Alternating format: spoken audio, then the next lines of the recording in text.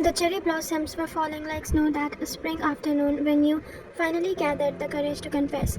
Your heart hammered against your ribs as you approached Kim Tae-young by the school gate. Letter clutched in your trembling hands. Tae-young Sunbei, you called softly, your voice barely audible over the chatter of departing students. He turned, his warm brown eyes meeting yours with that gentle smile that had stolen your heart 2 years ago. At 19, he was everything you admired, kind, intelligent, and effortlessly charismatic. You, at 14, felt like a child in comparison, but love didn't understand age gap. What is it, Ryan? He asked, tilting his head curiously. You thrust the letter towards him, your cheeks burning crimson. Please, just read it. The young expression grew serious as he unfolded the carefully written confession. The silence stretched between you like an eternity, until he finally looked up, his eyes filled with something that looked like regret. Ryan, he began gently, folding the letter back up. You're a wonderful girl, truly, but you're too young. The age gap between us, it's not just about age, it's about where we are in life. I'm graduating soon and you have so much growing up to do. The words hit you like a physical blow. But I'm sorry, he said, pressing the letter back into your hands. Maybe in another life, at another time, but not now. You watched him walk away, your first big heart crystallizing in your chest like ice. 10 years later, the glass elevator climbed smoothly to the 42nd floor of Kim Enterprise, carrying you towards the destiny you never could have imagined. At 24, you had built a respectable career, working your way up from intern to receptionist at one of Seoul's most prestigious companies. You loved your job at the front desk. The steady routine, the variety of people, the way you could help visitors while maintaining professional distance. It suited you perfectly, which is why your sudden summons to the CEO office felt like a death sentence. Miss Ryan, the current secretary, Miss Park, said with a sympathetic smile. He's ready for you now. You smoothed your pencil skirt and knocked on the heavy oak door, your mind racing through possible reasons for the meeting. Budget cuts, complaints, you couldn't think of anything you'd done wrong. Come in, that voice, deep, familiar, sending an unwelcome shiver down your spine. You pushed open the door and stepped into the spacious office, your eyes immediately finding the man behind the massive desk. Kim Tae-young looked up from his document, and time seemed to stop. He was no longer the sweet 19-year-old from the school days. The man before you was devastatingly sharp jawline and perfectly styled dark hair, and those same brown eyes that now held an intensity that made your breath catch. The years had been kind to him, sculpting him into someone who commanded attention without trying. Ryan, he said, your name rolling off his tongue like a caress. Please sit. You remained standing, your spine rigid. Mr. Kim, you wanted to see me? A small smile played at the corners of his mouth. Still so formal. Please sit down. Reluctantly, you perched on the edge of the chair, across from his desk, maintaining eye contact despite the way your heart was racing. You wouldn't let him see how much his presence affected you. I have a proposition for you, the young said, leaning back in his leather chair. I need a new personal assistant. Somehow I can trust someone capable. I want you to take the position. I'm quite happy in my current role, thank you, he replied coolly, his brows rose slightly. I wasn't asking when, I was informing you the position comes with a substantial salary increase and better benefits. Heat flashed through you, anger, not attraction. You can't just force me to. I can, actually. His voice remained calm, but there was steel underneath. As CEO of the company, I have the authority to move employees where they are needed the most, and I need you here. You stood abruptly, your hands clenched into fists. This is because of what happened in the school, isn't it? Some kind of guilt-driven charity? Something flickered in his eyes. Surprise, perhaps even hurt. This has nothing to do with the past. Everything has to do with the past, you said quietly. I won't be your petty project, Taeyong. The use of his first name seemed to affect him, his professional mask slipping for just a moment. Report to my office Monday morning at 8. Miss Park will brief you on your new responsibilities. You wanted to argue to storm out to tell him exactly what you thought of his high-handed tactics. Instead, you gave him a curt nod and walked towards the door. Ryan, he called, just as your hand touched the handle. You looked back, your expression carefully neutral. Welcome to the team, he said softly, and for a moment, you could almost see the boy who had gently broken your heart 10 years ago. Monday morning arrived with Seoul's typical autumn drizzle, and you found yourself standing outside the Young's office at exactly 7:58 a.m., a steaming cup of coffee in your hand and your professional armor firmly in place. Miss Park had been thorough in her briefing, the previous Friday, walking you through Taeyong's schedule, preferences, and the various responsibilities that would now fall to you. You had taken notes methodically, determined to be nothing less than a perfect secretary in your new role. Not for him, but for your own pride. Good morning, Mr. Kim, you said as you knocked and entered, setting his preferred morning black coffee. Black, no sugar, on his desk. He looked up from his computer and you noticed the way his eyes quickly scanned your appearance. You had chosen your outfit carefully, a modest black blazer cream blouse and matching pencil skirt. Professional, unremarkable armor disguised as office wear.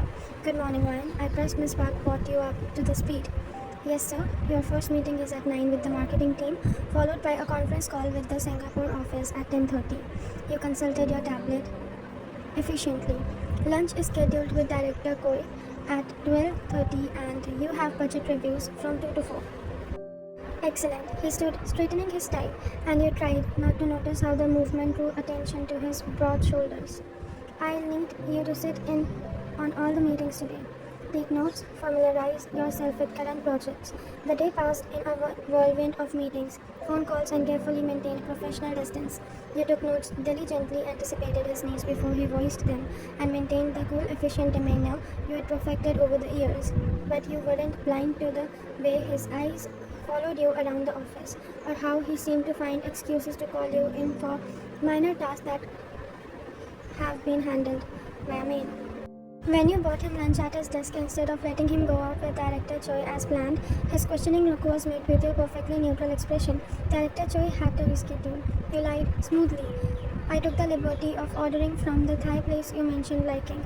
The truth was you had noticed him rubbing his temple during the morning meeting, the telltale sign of an oncoming headache that you remembered from your school days when he had studied too late, but you'd be damned if you'd admit to remembering such details.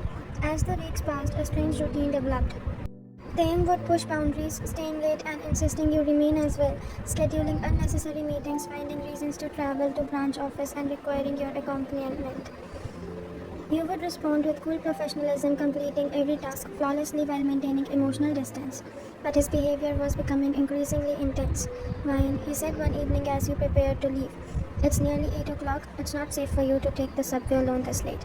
I've been taking the subway alone for years, Mr. Kim. I'm perfectly capable. My driver will take you home. It wasn't a suggestion. We had learned to recognize the tone that proved no argument, though that didn't stop you from trying. That's unnecessary. The driver is ready waiting downstairs. He was packing his own briefcase, not meeting your eyes. I insist.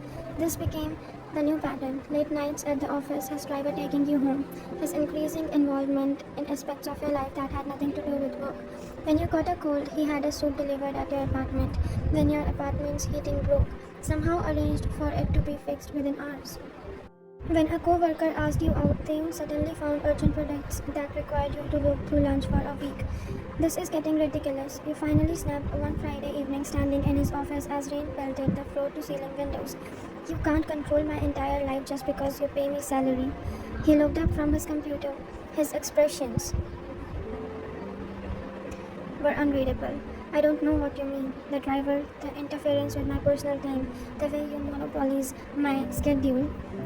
What are you trying to prove? Taeyong stood slowly moving around the desk until he was standing directly in front of you. The familiar scent of his cologne, something expensive and masculine, made you traitorous heart skip. I'm trying to keep you safe, he said quietly. From what? The terrible danger of having a life outside this office. From making mistakes. His eyes were intense, searching your face. From people who might hurt you, you laughed. But there was no humor in it. Like you did. The words hung between you like a challenge. For a moment his careful control slipped and you saw something raw and vulnerable in his expressions. Yes, he said simply, like I did. The admission hit you harder than his rejection, and all those years ago. You took a step back, wrapping your arms around yourself protectively. That doesn't give you the right to. I know. He ran a hand through his hair, disheveling the perfect style. I know it doesn't, but I can't help myself. When I see you every day, when I watch you smile at other people, and I know you're not out there in the world and I'm not there too. He stopped, jaw clenching. To what, Taeyong?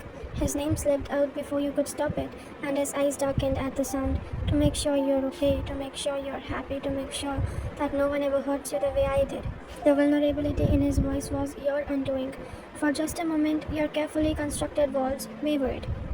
You can't fix the past by controlling my present, you whispered. I know, he said again, stepping closer, but I have to try. The breakthrough came on a Tuesday, then started at any other, but ended with everything changed. You were reviewing quarterly reports when your phone rang, not your work phone, but your personal cell. The number was unfamiliar, but something made you answer. Is this Ryan? The voice was crisp, professional. Yes, this is. This is Dr. Kim from Seoul National Hospital. You were listed as the emergency contact for Mr. Ellen. She's been in an accident. The words hit you like physical blow. Your mother. The coffee cup in your other hand crashed to the floor, sending hot liquid and ceramic shreds across the polished wood. Is she? How bad? You couldn't form the complete sentences, panic clawing at your throat. She's stable, but you should come immediately. You were already grabbing your purse, your hands shaking so badly you could barely hold your phone. I'll be right there. You burst out of your office, not caring about the mess you had left behind, not caring about the meetings on Taeyong's schedule, not caring about anything except getting your mother. Ryan. Taeyong's voice seemed to come from very far away. What's wrong? I have to go, you managed, stabbing frantically at the elevator button. My mother. Accident. Hospital. I need to. Strong hands grip your shoulder, steadying you. Breathe. Tell me what happened. Through your panic, you managed to explain. Taeyong listened intently, his expression growing more concerned with each word. My driver will take you, he said immediately. No, I can. Ryan. His voice was gentle but firm. Let me help you. For once. You didn't argue, you couldn't. The fear was too overwhelming already. The need to get to your mother, too urgent, was really needed. The ride to the hospital passed in a blur. You barely registered, Taeyong sliding into the car beside you, barely registered, his hand covering yours as he twisted your fingers anxiously in your lap. Your mind was filled with worst-case scenarios, with all the things you had never said, all the time you had wasted being careful and professional and distant. At the hospital, Taeyong took charge in the way that only someone accustomed to command could. He spoke to doctors, handled paperwork, made sure you had had everything you needed while you sat by your mother's beside. He looked so small in the hospital bed connected to monitors and IVs. The doctor said she'd been lucky. A car had run a red light and hit her while she was crossing the street, but her injuries, while serious, weren't life-threatening. Broken ribs, a concussion, some internal bruising. She would recover, but seeing her there, so vulnerable, broke something open inside you. She's going to be fine, Taeyong said quietly, appearing beside you with a cup of coffee from the vending machine. The doctors said that she can probably go home in a few days.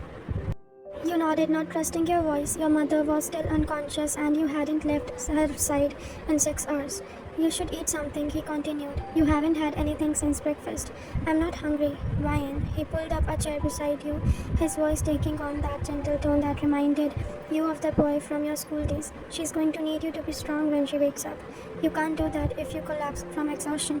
You finally looked at him, really looked at him, and saw the concern in his eyes.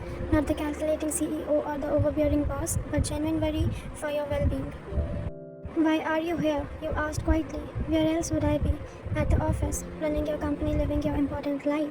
The words came out more bitter than you had intended. Taeyong was quiet for a long moment. Do you really think my life is more important than making sure you are okay? Something in his tone made you look at him again. There was a vulnerability that you'd never seen before. You'd seen that openness that made your chest tight for some reason. I don't understand you, you whispered. 10 years ago you rejected me because I was too young, because the gap between us was too big. Now you're here, taking care of me, and I don't understand why are you doing this. Because I was an idiot 10 years ago, he said simply.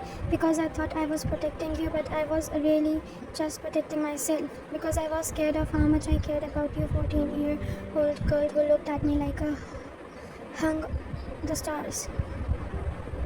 Your breath caught. Taeyong, I know you had a crush on me, he continued, his eyes fixed on your mother's sleeping form. I saw the way you looked at me, the way you would find excuses to be near me, and I was terrified because I was starting to look forward to it. A 19-year-old shouldn't feel anything for a 14-year-old, even something as innocent as fondness. So I convinced myself I was doing the right thing by pushing you away. You were doing the right thing, you said quietly. Was I? He finally looked at you and his eyes were full of regret, because all I did was hurt you and spend the next 10 years wondering what if. Your mother stirred in her sleep, making a small sound, and you immediately turned your attention to her, but his words echoed in your mind, reshaping everything you thought you knew about that spring afternoon so long ago. When your mother finally woke up groggy and confused but alive, you cried for the first time in years. Young quietly stepped out to give you privacy, but he was there when you were emerged from her room hours later, exhausted and emotionally drained. Come on, he said gently, I'll take you home. In the car, you finally asked the question that had been burying and burning in your mind. Is this why you made me your assistant? Some kind of delayed guilt? No, he said without hesitation. I made you my assistant because the moment I saw you again, I realized I'd never gotten over you, and I thought selfish enough to want you close to me, even if you hated me for it. The honesty in his voice was devastatingly beautiful. You turned to look at him out in the window, watching Seoul blur past in the darkness. I don't hate you, you admitted quietly. You should. Probably you were quiet for the moment. But I don't. When the car pulled up to your apartment building, Taeyang got out to walk to you to the door. It was a small gesture, but it felt significant somehow. Thank you said as you reached your building's entrance. For today, for being there. Always. He said simply. You hesitated, your keys in your hand. Taeyang? Yes. The girl who had a crush on you, she's gone. I'm not 14 anymore. Something shifted in his expression. Hope and fear varying in his eyes. I know. Good, he said quietly, because the woman I am now, she doesn't forgive easily and she doesn't forget. You left him standing there in the cool night air, but for the first time in 10 years you felt like maybe, just maybe, the wall between you had developed its first crack. The dynamic between you and Taeyong shifted after the hospital incident, though neither of you acknowledged it directly. He was still protective, still overbearing, but there was a new gentleness to his attention, and you were still professional, still distant, but the ice in your voice had thawed just slightly. Your mother's recovery became his personal mission. He ensured that she had the best doctors, that her medical bills were handled, that she received flowers every day she was in the hospital.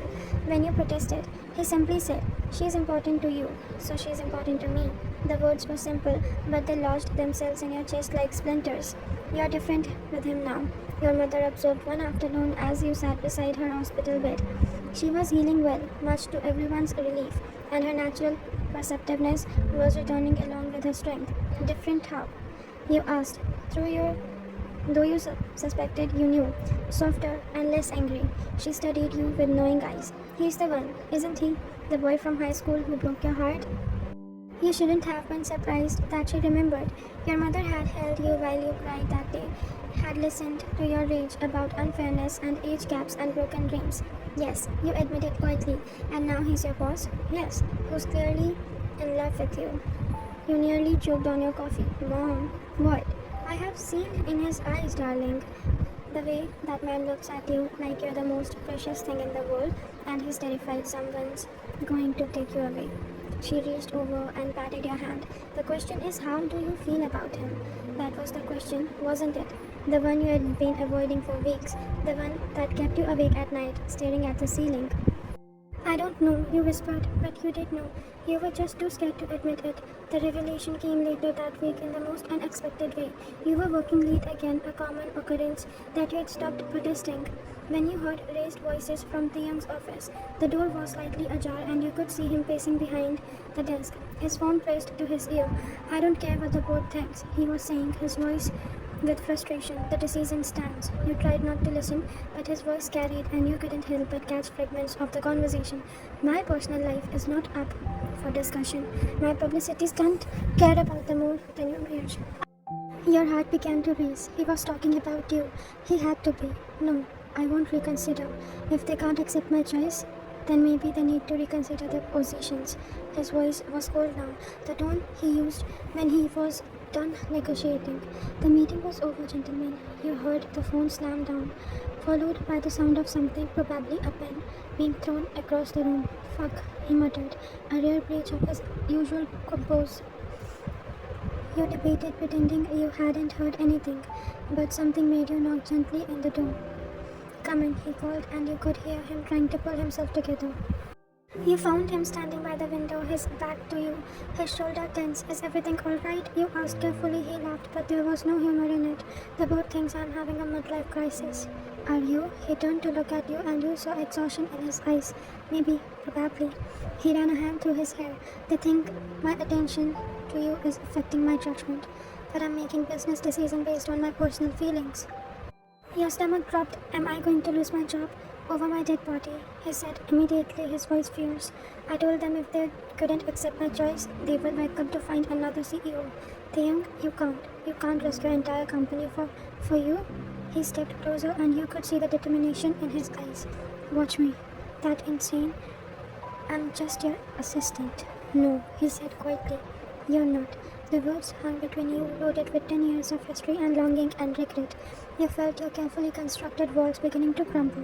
Then what am I? You whispered. He moved closer, close enough that you could feel the warmth radiating from his body, close enough to see the flecks of gold in his brown eyes. You're the girl I've been in love with since I was 19 years old. He said simply, you're the woman I've been looking for in every face I've seen for the past 10 years. You're the reason I can't sleep at night and the first thing I think about when I wake up. Your breath got young. I know you probably can't forgive me. I know I hurt you, and I know I've been overbearing and controlling and probably a dozen of other things you hate. But I need you to know that everything I've done, every decision I've made since you walked back into my life has been because I love you. Not the girl you were, but the woman you are now. Tears pricked at your eyes. You can't just say things like that. Why not? It's true. Because you struggled to find the words to explain the fear that had kept you frozen for so long. Because I'm terrified of being that 14-year-old girl again, the one who thought she was everything to you, and you found out she was nothing. Pain flashed across his features. You were never nothing. You were everything, and that's why I had to push you away. I don't understand the difference. The difference, he said, reaching up to gently cup your face, is that I'm not 19 anymore. I'm not scared of what I feel, and I'm not going to let society expectations or board members or anyone else to tell me who I can love. The thumb brushed away a tear you didn't realize had fallen. I've wasted 10 years of being an idiot. I don't want to waste another day. You closed your eyes, leaning into his touch despite yourself. I'm still angry with you, you whispered. I know. I don't trust you not to hurt me again. I know that too, and if I definitely don't forgive you, I wouldn't expect you to. Not yet. His voice was soft, hopeful, but maybe you couldn't give me a chance to earn it. You opened your eyes to find him looking at you with such tender intensity that it took your breath away. This was the moment, the choice that would determine everything. One chance, you said quietly. One chance to prove that this isn't just guilt or negotiable thing or some middle life crisis. One chance to show me that the man you are now is worth the risk. Relief flooded his future. One chance, he agreed. That's all I need. He leaned forward, slowly giving you time to pull away, but you didn't. When his lips finally met yours, it was soft and sweet and full of 10 years worth of longing. It tasted like second chances and new beginnings and the promise of something real. When you finally broke apart, you rested your forehead against his, breathing hard. This is crazy, you whispered. Completely insane. He agreed, his arms circling your waist. I'm probably going to regret this. I'll spend every day making sure you don't. And for the first time in 10 years, you believed him. 1 year later, the cherry blossoms were falling again, drifting past the floor-to-ceiling windows of Taeyong's office like snow. You watched them from your desk, the same desk you had occupied for over a year now, though your title had changed from personal assistant to executive assistant, to most recently strategic advisor. The board had eventually accepted that they called Taeyong's personal situations, especially after your suggestion had led to 3 highly successful mergers and 20% increase in company's profit. It was amazing in how quickly professionalism competence could overcome personal prejudice. Penny for your thoughts. Taeyong's voice came from behind you, warm and familiar. You leaned back against his chest as his arm came around you, just thinking about how much has changed. Good changes, I hope. You smiled, turning in his arms to face him. Mostly good. He was still protective, still had a tendency to hover, but it felt different now, like concern rather than control, like love rather than guilt. And you had learned to let your walls down, bit by bit, day by day. I have something for you, he said, pulling back slightly. Taeyong, we agreed no more expensive gifts. It's not expensive, he interrupted, reaching into jacket's pocket. Well, not traditionally expensive. He pulled out a folded piece of paper, yellowish with age and worn, soft at the edges. Your breath caught as you recognized it. My confession letter? You whispered. I kept it. He said quietly, all these years I know I said I was protecting you, but the truth is I read it every day. And every time I doubted myself, every time I wondered if I had made the right choice. You took the letter with trembling hands, unfolding it carefully. Your 14-year-old handwriting looked back at you, earnest and heartfelt and painfully young. Dear Taeyang Senbei, I know this might seem sudden, but I've liked you for a long time. You're kind and smart and you always help people, even when they don't deserve it. When I'm with you, I feel like I could be brave enough to do anything. I was so young, you murmured. You were, he agreed. But you weren't wrong about any of it. He took the letter back, folding it carefully. I've been carrying this around for 10 years, waiting for the right moment to give back it to you. And this is the right moment. Actually, no. He smiled. What same gentle smile that had captured your heart all those years ago. This is. To your surprise, he dropped to one knee right there in his office, pulling out a small velvet box. Kim Tae-young, you breathed. Your hands flying to your mouth. Ryan, he said, his voice steady despite the emotion in his eyes. I've loved you since I was 19 years old. I've made mistakes, I've hurt you, I've spent 10 years trying to find my way back to you. I promise I'll spend the rest of my life making sure you never doubt how much you mean to me. He opened the box, revealing a simple, elegant ring that was somehow perfect. Will you marry me? Will you give me the chance to love you the way I should have been from the beginning? You started to stare down at him. This man who had broken your heart and then spent an year carefully putting it back together. This man who had fought his own board of directors for the right to love you. This man who had kept your teen love letter like a talisman. Yes, you whispered, then louder. Yes, of course, yes. He slipped the ring into your finger with shaking hands, then stood to kiss you as cherry blossom continued to fall outside the window like a blessing. I love you, you said against the lips. The words you had been afraid to say were so finally free. I love you too, he replied. I always have. Later, when you told the story to your children, you would skip over the part about pain and rejection and 10 years of separation. Instead, you would tell them about second chances, about how love sometimes has to wait for the right time, and about how the best things in life are worth fighting for. But for now, you simply held each other in the falling cherry blossom, two hearts finally finding their way home.